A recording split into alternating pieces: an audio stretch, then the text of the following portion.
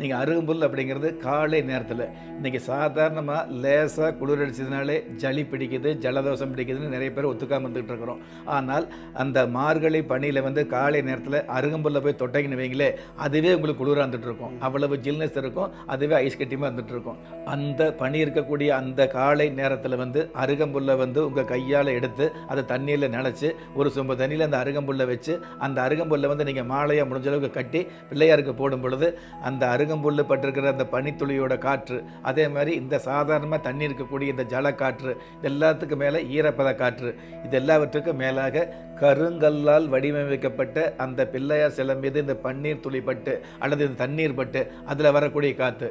நீங்கள் சாதாரணமாக நீங்கள் ஒரு வீட்டில் சட்னி அரைச்சா கூட, நீங்கள் எவ்வளவு நவநாகரிகமான விஷயங்களில் பித்தளையில் தங்கத்தில் அரைச்சால் கூட, சாதாரணமாக நீங்கள் ஒரு அம்மிக்கல்லில் கல்லில் அரைச்சி சாப்பிட்டீங்க அப்படின்னா அதனுடைய ருசி தனிப்பட்ட முறையில் இருந்துகிட்டு இருக்கும். அதாவது சட்னிக்கு பயன்படுத்தக்கூடிய அதே பொருளை ஒரு கருங்கல்லில் போட்டு கருங்கல்லால் செய்த அம்மிக்கல்லை நீங்கள் அரைச்சி சாப்பிட்டீங்க அப்படின்னா அதுக்கு மிகப்பெரிய சக்தி இருந்துகிட்டு இருக்குது.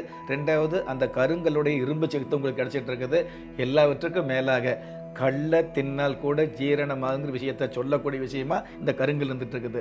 அந்த கருங்கல் மேலே அருகம்புல் வச்சு அந்த அருகம்புல் மேலே பட்ட தண்ணீரை நீங்கள் தீர்த்தமாக குடிக்கும் பொழுது அது மிகப்பெரிய நன்மையாக இருந்துட்டு இருக்குது. தீர்த்தம் மட்டுமல்ல, அந்த நேரத்தில் வரக்கூடிய அந்த சுவாச காற்று, காலை நேரத்தில் நீங்கள் எதுவுமே சாப்பிடாம வெறும் வயிற்றோடு அந்த சுவாச காற்று அந்த தீர்த்தமெல்லாம் சாப்பிடும் பொழுது மிகப்பெரிய நன்மைகள் கிடைக்குது அப்படிங்கிறது உண்மையான விஷயம்.